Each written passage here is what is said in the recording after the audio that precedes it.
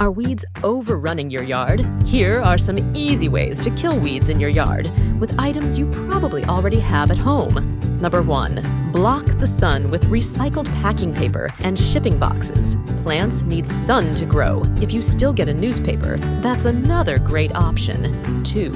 Suffocate plants with old shower curtains. 3. Stop weeds from growing around established plants with corn gluten meal. 4.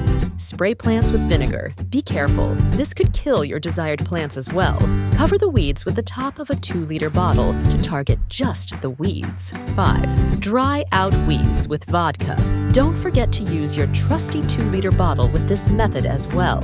6. Need a boost of weed-killing power? Add a bit of dish soap before spraying waxy weeds.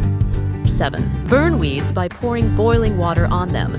Visit houselogic.com to learn more about why these methods work and which one is best for the weeds in your yard.